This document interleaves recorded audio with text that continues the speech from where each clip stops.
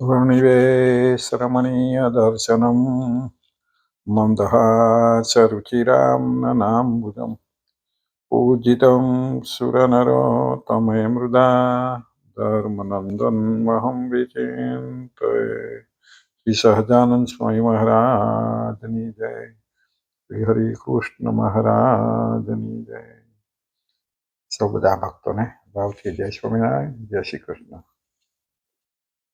આજે આપણે 78મો ભાગ જોવાનો છે ને 77મો ભાગમાં આપણે 113મો શ્લોક જોતા હતા ગઈ વખત। એમાં અધૂરો છે, ભક્તિ ભગવાનની કરવી કેવી રીતે કરવી એના વિશે આપણે હતું। છેલ્લે દેવ કપિલ ભગવાન કહેતા હતા કે મારું શરણું સ્વીકાર્યા સિવાય આ સંસારને પાર પામી શકતા સંસારનો જે તીવ્ર ભય છે એ નિવૃત્ત થતો નથી, એવું કપિલદેવ ભગવાન દેવહૂતિ માતાને કહેતા હતા। એટલા માટે શ્રી કૃષ્ણ ભગવાનની જ ભક્તિ કરવી જોઈએ, કારણ કે ભગવાન સિવાય કોઈ બીજા દેવી દેવતાઓ મોક્ષ આપી શકતા નથી। એટલે શ્લોકમાં આપણે શ્લોક તો ફરી જોવો હોય તો જોઈએ કે શું કહ્યું હતું એમાં। તૈસ્યૈવ સર્વથા ભક્તિ કર્તવ્યા મનુજૈર્ભુવિ નિઃશ્રેયસ્કરમ કિંચિત તો અન્યત નીતિ દ્રશ્યતામ। ભગવાન તેની જે ભક્તિ છે તે પૃથ્વીને છે સર્વે મનુષ્ય કરવી, અને તે ભક્તિ થકી બીજું કલ્યાણકારી સાધન કોઈ નથી એમ કહેલું છે।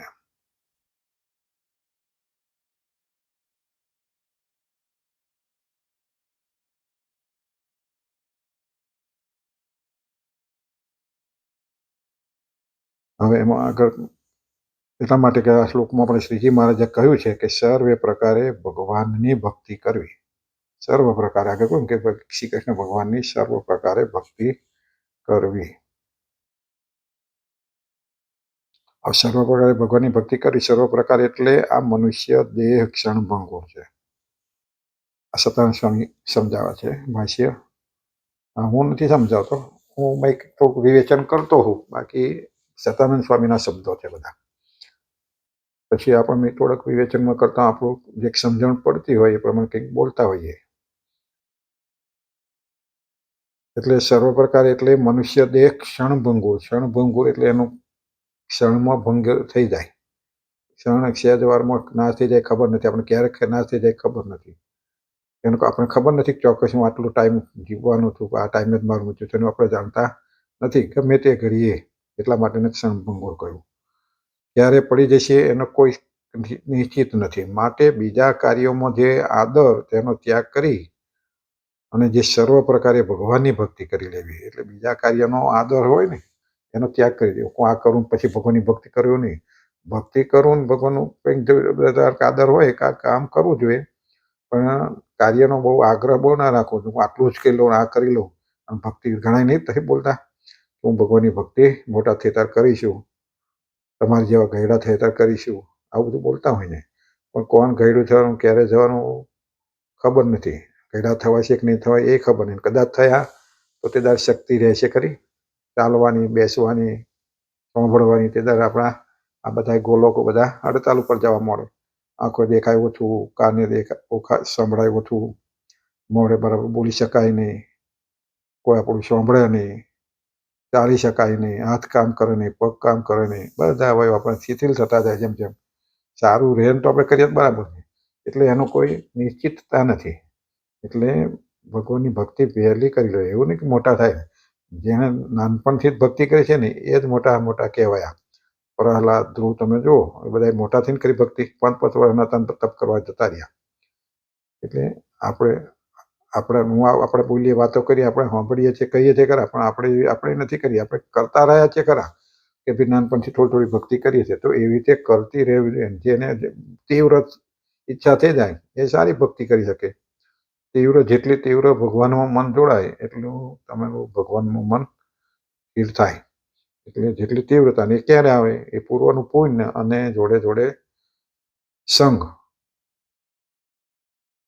એટલે ભગવાનની ભક્તિ અહીંયા કહ્યું કે ક્ષણ આ મનુષ્ય દેહ ક્ષણભંગુર છે, એટલે એની નાશવંત છે, એટલે ક્યારે પડી જાય નક્કી નહીં, એટલે બીજા બધા કાર્યોનો આદર પડી મૂકી ભગવાનની ભક્તિ કરી લેવી. તમારું આપણું સંસારનું વ્યવહારનું કામ હોય, આપણે બધે લઈને બેઠા હોય એટલે કરવું પડે, પણ આપણે તો જેટલું ભેગું કરીએ, જેટલું મેળવીએ એટલું ઓછું જ પડે. કે હું આ કરીને આટલું હેડો આવું ભગવાનમાં મન લગાવી દઉં, ના, હજુ આટલું છે તો આટલું ભેગું કરી દઉં, આટલા પાછા છોકરા પાછા આટલું કરી દઉં. આપણી ઈચ્છાઓ એ જ થાય, અને એમાં એમાં આપણું શરીર ખલાસ થઈ જાય, આપણો સમય પણ પાકી જાય, એટલે કે આપણા અહીંથી વિદાય લેવાનો વારો પણ આવી જાય અને ભક્તિ રહી જાય.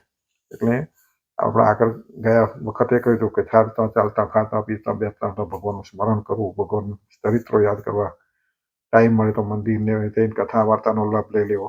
આ બધી ભક્તિ છે. એની સેવા કરવી, એ રીતે ભક્તિ કરવી જોઈએ. જ્યારે સમય હોય ત્યારે કામ એક બાજુ પડી મળીને એવો સમયનું કામ કરી લેવું, ભક્તિ કરવાનું. સમયે મંદિરે જવું, સમયે કથા વાર્તા કરવી, સમય સત્સવો હોય તેમાં ભાગ લેવો. થોડુંક આપણું જે બીજું કામ હોય એને થોડુંક સંસાર વ્યવહારનું કામ થોડુંક ઓછું કરીને તે વખતે એવો ભાગ લઈ લે. દર વખત ના મળે, એ સમય જ મળે. એટલે એ રીતે કામ કરી લેવું. ભગવાનની ભક્તિ કરવામાં ક્યારેય પણ વૃદ્ધાવસ્થાની રાહ જોવી નહીં, કારણ કે યુવાન છે એ વૃદ્ધ થશે કે વૃદ્ધ થયાથી પહેલા જ મૃત્યુ પામી જશે, એનો કોઈ નિશ્ચિત સમય નથી, આવું કહે છે. ભાગવતમાં પણ પ્રહલાદજીના નાના વિદ્યાર્થી બાળકોને સમજાવે છે કે એ બાળકો ભગવાન પ્રહલાદજી ભણવા જતા તો બધા વિદ્યાર્થીઓ એને ભક્તિ જ કરાવતા હતા. શું કહેતા પ્રહલાદજી કે બાળકો, આસુરી વિદ્યા ભણવામાં આપણું કંઈ નહીં પાકે, માટે આપણે સર્વે નારાયણનું નામ લઈએ, નારાયણનું ભજન કરીએ, નારાયણની ભક્તિ કરવાથી આ જીવનો મોક્ષ થઈ જાય છે. અને એ સમયે બાળકોએ કહ્યું કે હમણાં તો આપણે યુવાન છીએ, વૃદ્ધ થઈશું ત્યારે નારાયણનું નામ લઈશું કે છે. બાળકો આપણે તો હજુ બાળક છીએ, આપણે યુવાન છીએ, હજુ આપણે તો વૃદ્ધ થઈશું ત્યારે નારાયણનું નામ લઈશું. આવું પેલા પ્રહલાદને પેલા એના બીજા જે ભણતા છોડે એ બધા એવું કહેવા માંડ્યા. અર્થાત મોટા થઈને ભગવાનની ભક્તિ કરીશું, અથવા મોટા થઈને ભગવાનની ભક્તિ કરીશું. અત્યારે તો ભણવાનો સમય છે. ત્યારે પ્રહલાદ કહે છે કે બાળકો કોણ મોટો થઈને વૃદ્ધ થશે તેની કોઈને ખબર છે? બાળકોને કે તમને કોણ મોટો થઈને વૃદ્ધ થશે ખબર છે? આગળ કહ્યું એમ જ, કારણ કે મને અનુભવ છે. ત્યારે કોઈને કહું ત્યારે કે મોટા થઈને કરીશું, વૃદ્ધ થઈને કરીશું, અથવા તો ભણવાના સમય છે ભણી લેવા દો. બીજા પાછા આપણે બીજાને કહેતા હોય તો પાછા વચ્ચે બીજા દલીલ કરેલા, એને ભણવાનું કોણ, ભણવાનું શીખવાડો ને. તો ભણવાનું તો શીખવાડતા જ હોય, આપણે કામ કરાવતા હોય, ભગવાનનું બધા જે ભણતા હોય ભણવાનું શીખવાડતા જ હોય. પણ જો એનું મન અમે થાય તો એના સંસ્કાર સારા આવે તો એ પોતે પણ ભણવાનું, માતા પિતાની સેવા કરવાનું, દેશની સેવા કરવાનું, બધું એનામાં આવશે. પણ જ્યારે બીજું કરતા હોય ત્યારે આપણે એને તે વખતે યાદ નહીં કરાવતા કે તું અત્યારે ભણી લે. ત્યારે કે તું આ પિક્ચરો ઓછો જો, સિરિયલો ઓછી જો, કા ઓછું કર, તે ઓછું કર, નહીં કહેતા. અને જ્યારે પેલું ભગવાનની વાત આવે ને, તો મંદિર જવાની વાત ને, તો બહુ ટાઈમ એ પછી કરજો, અત્યારે આ ભણવાનું કરો, આવું કહેતા હોય. એટલે અનુભવ છે અમારે કે આવા ઘણા આવું બધું કહેતા હોય. તો એ ભણાવનારા કોઈ ભણી લીધું નથી, ભણ્યા હશે તો એને એનો મોક્ષ કરવાનો થયેલો નથી. કારણ કે ભણીને પછી એના વિચારો અને એની બુદ્ધિ પ્રમાણે રાખતો હોય એટલે ભગવાનથી મોટા થઈ જાય, અને ભગવાન વિરુદ્ધમાં બોલતા હોય એટલે એને મોક્ષનો સુધારી લીધો કહેવાય, બગાડ્યો. એટલે જોડે ભક્તિ કરતો હશે, શાસ્ત્રોનું વાંચન હશે તો એના સંસ્કાર પણ સારા હશે, એટલે ભક્તિ પણ કરશે અને ભણશે પણ ખરો, અને આ લોકોનું પણ કરી લેશે, પરલોકનું પણ કરી લેશે. એટલે બાળકો જો આ કરતા હોય તો કરવા દેવું, ખાસ કરવા દેવું જોઈએ, મોકલવા જોઈએ, કરાવવું જોઈએ. એટલે કે છે કે મૃત્યુ આપણને વૃદ્ધ થશે કોને ખબર છે? મૃત્યુ કોનું પહેલું થશે એ કોને ખબર છે? મૃત્યુનો સમય કોઈ નિશ્ચિત નથી, માટે એમ સમજવું જોઈએ નહીં કે હમણાં યુવાન છે તેથી ભગવાનની ભક્તિ નહીં કરીએ, તો વૃદ્ધાવસ્થામાં ભગવાનની ભક્તિ કરી લઈશું, આવું કદી સમજવું નહીં. આપણી આંખો નજરે ઘણા આપણે દાખલાઓ જોયા હોય કે આપણા ગામમાં અથવા બહાર સમાજમાં આપણાથી નાના બાળકો, યુવાનોનું મૃત્યુ થઈ જાય છે. ખબર જ છે કઈ વૃદ્ધ થવા રહ્યા. દરેક સમાજમાં, દરેક ગામમાં, દરેક આવા બનાવ બને, આપણા મોઢા કે બધા આવા મૃત્યુ પામતા, છતાંય આપણને એની બીક લાગતી નહીં. થોડી વાર લાગે કે ભાઈ ચાલ્યો ગયો, આવું શું કરે, એના કરતાં કરી લેવું થોડું થાય. આપણે છીએ ને મસાણીઓ વૈરાગ જેવું, એટલે તે વખતે એવું થોડુંક થાય, પણ પછી પાછું બધું ભૂલી જવાય. એટલે આ જોડે જોડે કરી લેવું જોઈએ. એ યુવાન વૃદ્ધ થશે તેની કોઈ પણ ખાતરી નથી. કદાચ એ યુવાન વૃદ્ધ થયા પહેલાં પણ મરી જાય. માટે બીજા કાર્યોમાં જે આદર તેનો ત્યાગ કરી સર્વ પ્રકારે યુવાવસ્થામાં જ ભગવાનની ભક્તિ કરી લે એવો હાવભાવ છે. એટલા માટે એ યુવાન કહે છે યુવાન વૃદ્ધ થતા પહેલાં પણ મરી જાય. કોઈને નક્કી નથી. આપણે ઈચ્છતા નથી, કોઈને એવું તાકતા પણ નથી, પણ સામાન્ય આપણે જોતા એટલે એને ભક્તિનો આદર પહેલો રાખવો જોઈએ. આદર કરવા રાખે તો જ ભક્તિ થાય, અને ભક્તિ કરવાથી મોક્ષ થાય. એટલે દરેકને ભક્તિ તરફ વળતા હોય તેને પાડવા નહીં. પાડવાથી ભગવાને કહેલું છે કે ભગવાનના માર્ગમાં પાડે ને તો બ્રહ્માંડ ભાગે એટલું પાપ થાય, અને ખોટી રસ્તો હોય ભગવાન તરફ વાળે તો આખું બ્રહ્માંડ બચાવે એવું કોઈ ન થાય. પણ આ શાસ્ત્રો વાંચનો સાંભળ્યા હોય અને મનાતા હોય તો મનાય, બાકી ના મનાય. ભાગવતમાં કહેલું છે કે જેમ ઉંદર હોય એ દાણા ભેગા કરતો હોય અને હજુ ઘણા ભેગા કરી લઉં આવો લોભ પણ હોય, અને ભેગા કરેલા એ દાણાના ખાવા પીવામાં બહુ લાલસાવાળો થયો હોય, આ ઉંદરને અચાનક કાળો સર્પ ગલેફા ચાટતો આવે અને પકડી લે. દાણા બધા ત્યાં જ રહી જાય. ખુદા ભાગવતમાં કે ઉંદર હશે તો દાણા ભેગા કરીને કે બહુ ભેગા કરી લો, અને ખાતો પીતો હોય પણ ભેગા કર્યો એનો દોણ શું હોય ભેગા કર્યો. એવી લાલસાવાળો ખાધા પીધા લાલસાવાળો થયો હોય અને ઉંદરને અચાનક સાપ આવ્યો, સર્પ ગલેફો ચાટતો આવે મેં અંદરમાં અને પકડી લે તો દાણા બધા ત્યાં ત્યાં ઉંદરનું ઉદાહરણ છે કે આપણે બધા ઉંદર જેવા છીએ. ભેગું કરી લો સાપરૂપ કાળ આવી જાય અને આપણો કાર્યો કરી જાય. બધા કેટલા આપણે જોઈએ છીએ સમાજમાં, કેટલાય મૂકીને જતા રહ્યા. આ બધો કરોડોની મિલકતો કોઈ સાથે લઈ જતું નથી. એટલે ભગવાનનું ભજન કરશે એ જ જોડે આવવાનો, અને એ તમારો માર્ગ સુધારેલી છે. ગલેફા ચાટતો આવે પકડી જાય એવું થાય. તેમ મનુષ્ય આ કાર્ય કરવું છે, હજુ પણ કાર્ય કરવું છે, આવા પ્રકારની ચિંતા વડે ગાફલ રહેલો હોય અને લોભી થયેલો હોય કે આટલું ધન ભેળું કરી લો, આવી રીતે લોભી બનેલા મનુષ્યને અચાનક કાળરૂપી સર્પ આવીને પકડી જાય છે.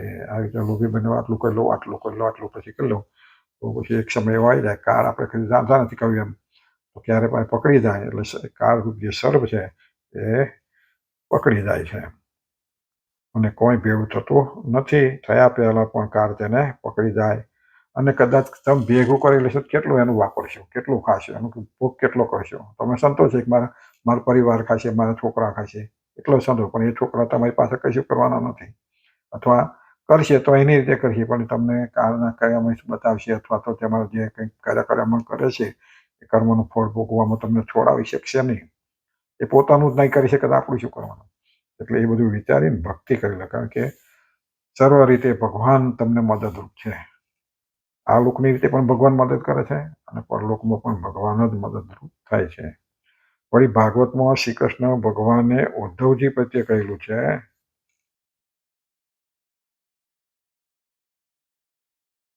કે આ શરીર મરણ ધર્મ વાળું છે, અર્થાત મરી જાય છે એવું છે, નાશવંત છે. છતાંય પણ આ નાશવંત શરીરથી ધર્મ, અર્થ, કામ અને મોક્ષ આ ચારેય પુરુષાર્થો સાધી શકાય. શ્રી કૃષ્ણ ભગવાનને ઉદ્ધવજીને કહેલું. ઉદ્ધવજીને જ્ઞાન આપ્યું ને કે આ શરીર કેવું છે, મરણ ધર્મ વાળું, કદી રહેતું નથી, પણ નાશવંત છે. છતાંય આ શરીર નાશવંત શરીરથી ધર્મ, અર્થ, કામ અને મોક્ષ ચારે સિદ્ધિની પ્રાપ્તિ થાય. ધર્મની સિદ્ધિ પ્રાપ્ત થાય, અર્થ એટલે ઉપાર્જન બધું કરીએ છીએ એ પણ નહીં થાય, કામનાઓની પૂર્ણ થાય, અને મોક્ષ પણ આ શરીરથી જ કરી શકાય. જીવાત્મા પોતે એકલો જીવાત્મા પોતાનો મોક્ષ નહીં કરી શકતો. એને કોઈ પણ દેહમાં, એટલે મનુષ્ય દેહમાં આવવું પડે, પછી કરીને કરી શકે છે. એટલે મનુષ્ય શરીર એવું છે કે ચારેય સિદ્ધિઓને મેળવી શકે છે. ચતુર્સિદ્ધિઓ કહે છે ને, ધર્મ, અર્થ, કામ ને મોક્ષ, એ મેળવી શકે છે. અને માટે વિદ્વાન પુરુષો હોય તેમણે જ્યાં સુધી શરીરનું મૃત્યુ ન થાય ત્યાં સુધીમાં કલ્યાણને માટે પ્રયત્ન કરી લેવો જોઈએ. એટલે જે બુદ્ધિશાળી મનુષ્ય છે, જે વિદ્વાન છે, સમજુ છે, એ માણસે મૃત્યુ થાય પહેલાં કલ્યાણનો માર્ગ પણ સુધારી દેવો જોઈએ. કારણ કે મૃત્યુ કોઈની રાહ જોતું નથી. માટે બધા ભક્તો જે સમજતા હોય, સાંભળતા હોય તો થોડુંક આવું યાદ રાખીને ભક્તિ કરી લેવી. ભક્તિના માર્ગે ના હોય તો એ માર્ગે વળી જવું થોડે કરીને. કારણ કે મૃત્યુ કોઈની રાહ જોતો નથી, માટે કલ્યાણ સંબંધી કાર્ય જો આવતીકાલને માટે કરવાનું નક્કી કરેલું હોય તો આજે જ કરી લે. આવતીકાલની રાહ જોવી નહીં. બપોર પછી જો કરવાનું નક્કી હોય તો બપોર પહેલાં જ કરી લેવું. કારણ કે આ મનુષ્ય શરીરનું મૃત્યુ અનિશ્ચિત છે.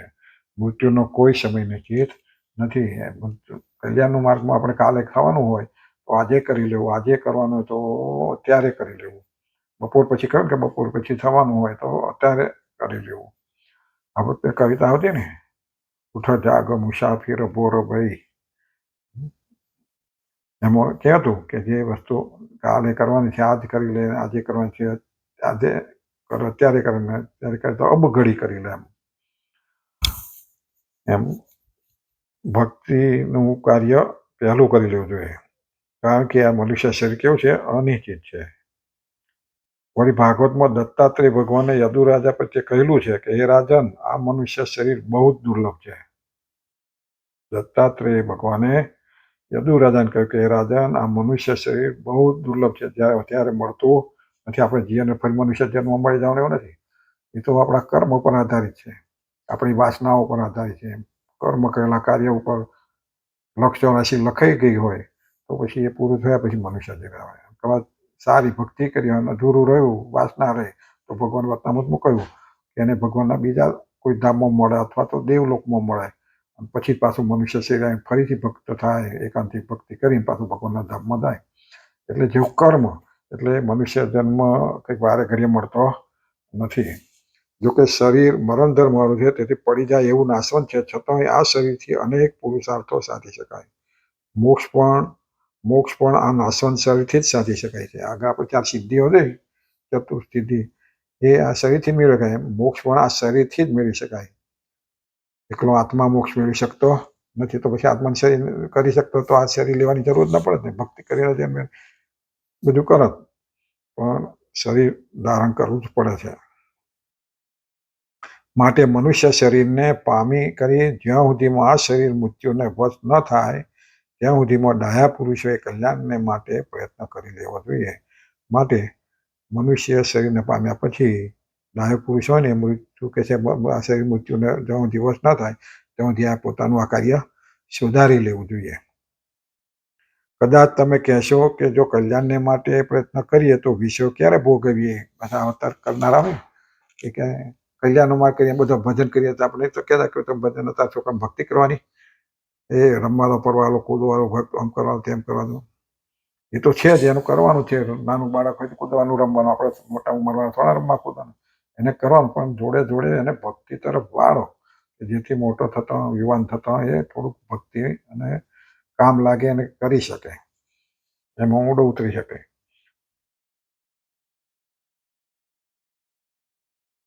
તો કહું છું કે વિષયો તો પશુ પક્ષી શ્વાન શુકર ડુક્કર આદિ સર્વ યોનિઓમાં વિના પ્રયત્ને પ્રાપ્ત કરે છે.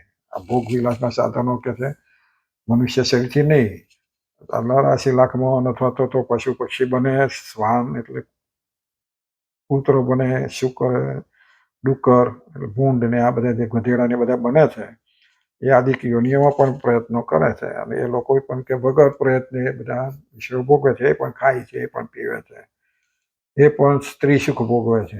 એને કોઈ જપ તપ નિયમ ભક્તિ નથી કરવી પડતી.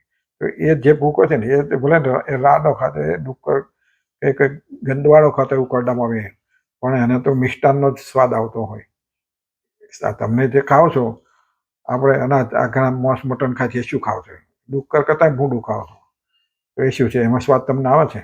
એટલે કોઈને તમને મીઠાઈઓ કે એમાં સ્વાદ આવતો હોય, પણ છતાંય જેને ત્યાગ કરે છે એને તો આવું જ દેખાતું હોય.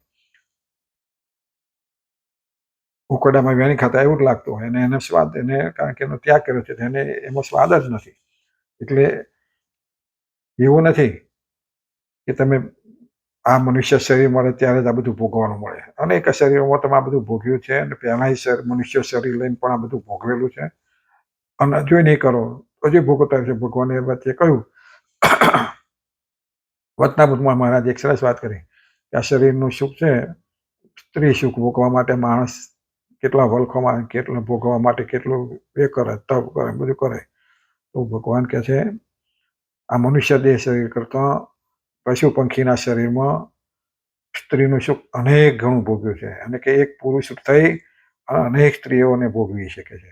એટલે ભગવાને ઉદાહરણ આપ્યું કે હું બુઢિયો બન્યો હોય તો એક વાંદરીને ભોગવે, કૂતરું બન્યું હોય તો એક કૂતરીને ભોગવે, પાડો બન્યો હોય તો એક ભોગવે, કે અનેક એનાથી જુવાન ને રૂપાન ને બધા એવી અને એના કુંભ પ્રમાણે એની જાતિ પ્રમાણે સ્ત્રીઓ મળી છે અને અનેક ભોગવી છે. તો એ સુખ જ ભોગવ્યું છે, અને છતાં મનુષ્ય શરીરમાં કાંઈ ભગવાન કહે છે અમે અયોધ્યામાં જ્યારે શંકરના મંદિરે જઈને સૂતા એ કાસ્ટ પ્રમાણે આવી શિવલિંગ આગળ બેસીને ભગવાન મહાદેવજીના મંદિરમાં આવી અને કે ગાલ વગાડે ને બકરી બોલાડે ને કે મહારાજ હે શિવજી એમ કઈ મોટેથી પ્રાર્થના કરે કે આ મનુષ્ય શરીર કદી દેશોમાં કાયમ મને લવકર્ણનો અવતાર આપજો, કે જેથી સ્ત્રી સુખ તો કે નિશંક થઈ બીક રાખ્યા વગર અને લાજ શરમ રાખ્યા તો ભોગવી શકીએ. કે મનુષ્ય શરીરમાં મજા આવતી નથી, ભોગવાનું પૂરું મળતું નથી. બોલો આવી વાસના ભગવાન કહે છે અમે કાનો કાન સાંભળી અયોધ્યામાં. ભગવાને પોતે વતનામતમાં કયા વાત કહો. એટલે મનુષ્ય શરીર એવું છે, આપણે અત્યારે બધું જોઈએ છે અને સાંભળીએ છીએ. એ શરીર એ સુખ જ એવું છે કે જ્યારે આપણને એની લાલસા થાય ત્યારે ભગવાનની ભક્તિ પણ એક બાજુ થઈ જાય. એટલે ભગવાને કહ્યું પાવરધા ચોખા બરાબર સાવધાન રહેવું, તો ભ્રષ્ટ થવાય નહીં, થવાય તો પાછા વળી જવાય. પણ ભગવાનની ભક્તિ તો એક મનુષ્ય શરીરથી જ થઈ શકે. માટે બીજા સર્વે કાર્યનો જે આદર તેનો ત્યાગ કરી, બીજા કાર્યનો આદરનો ત્યાગ કરી અને ભગવાનની ભક્તિ કરી લેવી, વૃદ્ધાવસ્થાની રાહ જોવી નહીં, એવો અભિપ્રાય છે. અથવા તો સર્વ પ્રકારે ભગવાનની ભક્તિ કરી લેવી. સર્વ પ્રકાર એનો કારનો અર્થ આ છે કે આ બધુંનો ત્યાગ કરીને આવી રીતે ભગવાનની ભક્તિ કરી લેવી. આમ જે શ્રીજી મહારાજે કહ્યું તેમાં સર્વ પ્રકાર એટલે મન, કર્મ અને વચનથી ભગવાનની ભક્તિ કરવી. સર્વ પ્રકાર એટલે મનથી કરવી, કર્મથી કરવી, વચને કરીને પણ કરવી, દિલથી કરવી, શરીરથી કરવી, બધી રીતે કરી લેવી. આવું શ્રીજી મહારાજે છે. ભાગવતમાં નળકુબેર ને મયગ્રીવની કથા છે કે છે. એટલે એ વખતે નળકુબેર અને મયગ્રીવ આ બંને ધનના મદથી ઉદ્ધત થઈને નગ્ન સ્ત્રીઓની સાથે નગ્ન થઈને સ્નાન કરતા હતા. નળકુબેર ને મયગ્રીવ ને જે હતા યક્ષો, એ કે છે ધનના મોહથી ઉદ્ધત થઈને નગ્ન સ્ત્રીઓની સાથે પોતે નગ્ન થઈને સ્નાન ક્રિયાઓ કરતા હતા સરોવરમાં. એ સમય ફરતા ફરતા નારદજી ત્યાં પધાર્યા, અને એટલે નારદ મુનિએ જોઈને સ્ત્રીઓ તો શરમાઈ ગઈ. સ્ત્રીઓને શરમ વહેલી આવે એટલે શરમાઈ ગઈ અને તત્કાળ જ કપડાં પહેરી લીધો સ્ત્રીઓએ. પણ નળ કુબેર અને મૈગ્રીવે કપડાં પહેર્યા નહીં. આ બે નળ કુબેર જે મૈગ્રીવ હતા એને કપડાં પહેર્યા નહીં, અને વૃક્ષના ઠોઠવાની પેઠે નગ્ન નારદ મુનિને આગળ ઉભા રહ્યા. શરમ આવે ને, એવડા મોટા આવે દેવ જેવા, અને એવા નારદજી આગળ ઉભા રહ્યા કે ઠોઠા વૃક્ષના ઠોઠા જેવા, વૃક્ષના થળિયા જેવા, કેમ કહેવાનો અર્થ કે ઉભા રહ્યા. વળી નમ્યા પણ નહીં, અને નારદ મુનિની કોઈ મર્યાદા પણ રાખી નહીં. એટલે નારદ મુનિએ વિચાર કર્યો કે આ કેટલા બધા ઉદ્ધત થઈ ગયા છે, નગ્ન થઈને નગ્ન સ્ત્રીઓની સાથે સ્નાન કરી રહ્યા, અને હું આવ્યો છતાંય પણ કપડાં ધારણ કરતા નથી. આવા ઉદ્ધતને કંઈક સજા થવી જ જોઈએ, અને સજા થાય નહીં ત્યાં સુધી માણસ સમજે નહીં, સજા ના થાય સુધરે નહીં. એટલે નારદજીને આમ થયું કે આ ઉદ્ધત કેટલા થઈ ગયા. સ્ત્રીઓ કદાચ કપડાં પહેરી લીધા, પણ આવા તો ઉદ્ધત પાછા એવા ને એવા ઉભા રહ્યા. પાછા નહીં પગે પગે લાગવાનું અભિમાન નતું કે મને પગે ના લાગે, પણ છતાંય ઉદ્ધત લાગ્યા ને, એટલે કે અમને કંઈક સજા થવી જોઈએ. એટલે પોતે અકળાયા, અને પછી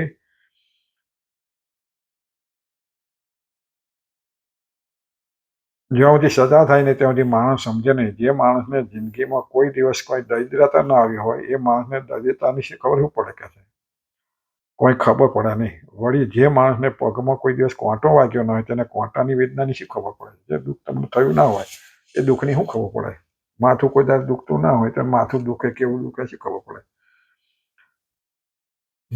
કોંટો જ્યારે લાગે ત્યારે ખબર પડે કે હા આવું થાય. એમ આ બંનેને જો કંઈક સજા મળે તો ભાન આવે, પરંતુ જ્યાં સુધી સજા મળશે નહીં ત્યાં સુધી એનો ઉદ્ધયતા એનો ત્યાગ કરશે નહીં. આ પ્રમાણે મુનિ વિચારી અને બંનેને શાપ આપ્યો કે તમે બંને ઝાડના ઠોઠાની પેઠે નગ્ન ઊભા છો, માટે વૃક્ષની યોનિને પામી જાઓ. જાઓ, બે થળિયાની જેમ ઊભા રહ્યા છો, ઝાડના ઠોઠાની જેમ નગ્ન ઊભા છો, તો જાઓ કે બે ઝાડ વૃક્ષને અવતારને પામો, વૃક્ષ બની જાઓ, એમ વૃક્ષની યોનિને પામો. આ પ્રમાણે શાપ આપ્યો એટલે બંનેને ભાન આવ્યું કે આપણે બહુ ખોટું થયું. તરત પાવર આવી ગયો, ઠેકાણે પડી કે આપણે બહુ ખોટું કર્યું કે છે. મુનિએ શાપ દીધો, વૃક્ષ તો થવું જ પડશે. આમ વિચારીને બંને તરત નારદ મુનિના ચરણમાં પડ્યા અને પ્રાર્થના કરવા લાગ્યા કે અમારા ઉપર કંઈક અનુગ્રહ કરો, હે મહારાજ, હે નારદ ઋષિ, અમારા ઉપર કંઈક દયા કરો, અનુગ્રહ કરો, દયા કરો, અમારી ભૂલ થઈ છે, હવે બીજી વાર આવું નહીં થાય. વૃક્ષની યોનિમાં અમે બહુ દુઃખી થઈશું, માટે અમને કંઈક મુક્ત કરો. આ પ્રમાણે બહુ આજે વૃક્ષની કેટલું દુઃખ પડે આપણને ખબર.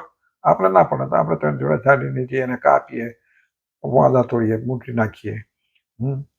પણ એ વૃક્ષ કેટલાનું ઉપકાર કરે છે એ વિચારો કે વૃક્ષ શું છે, ઘર રૂપ બની જાય છે. એની નીચે લોકો આરામ કરે છે, છોએ બેસે છે, એના ફળ ખાય છે, એના લાકડો એને કામ લાગે છે, પાંદડા કામ લાગે છે, એનો ફ્રૂટ કામ લાગે છે, ફૂલ કામ લાગે છે. વૃક્ષ એટલા બધા ઉપકાર કરે છે અને એ વૃક્ષને આપણે કશું એને જતન કરતા હોય મતલબ એનું આપણે વૃક્ષનું શું કર્યું, નિકંદન કરવા મળ્યું છે. પણ અને પછી કે છે કુદરત કોપી છે, કુદરત કોપીને તો શું કરે.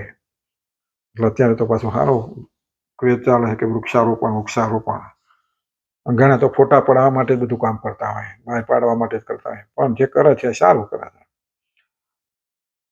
આજી કરી એટલે નારદજી અનુગ્રહ કરતા કહ્યું કે તમને વૃક્ષ તો થવું જ પડશે, છતાં વૃક્ષની યોનિમાં પણ તમને ભગવાન મળશે. જાવ કે છે વૃક્ષ તો શ્રાપ દીધો એટલે થવું જ પડશે, પણ જાવ કે વૃક્ષની યોનિમાં તમને ભગવાન મળશે અને તમારો ઉદ્ધાર કરશે. આ પ્રમાણે અનુગ્રહ કરીને નારદજી તો ચાલ્યા ગયા અને નળકુબેર, મૈગ્રીવ, મણિગ્રીવ, નળકુબેર અને મણિગ્રીવ બંને યમુના નદીના કિનારે યમુલા અર્જુન નામના વૃક્ષપણાને પામ્યા. અને એક સમયે યશોદાજીએ ભગવાન શ્રી કૃષ્ણને ખાંડણિયા સાથે બાંધેલા હતા. ભગવાન શ્રી કૃષ્ણ તો એ ખાંડણિયાને ઢસડતા યમુના નદીના કિનારે જ્યાં આ બંને વૃક્ષો ઊભા હતા એ બે વૃક્ષોના મધ્યમાંથી પસાર થયા. ભગવાન વાત આવે છે ને કે ખાંડણિયા બોધ્યા ભગવાને, અને ખાંડણિયા યશોદા કામ કરવા ગયા તો ભગવાન તો પાછા નાની ઉંમરના હતા એટલે ઢસેડાતા હતા. ખાંડણીઓ પાછળ ઢેરાય.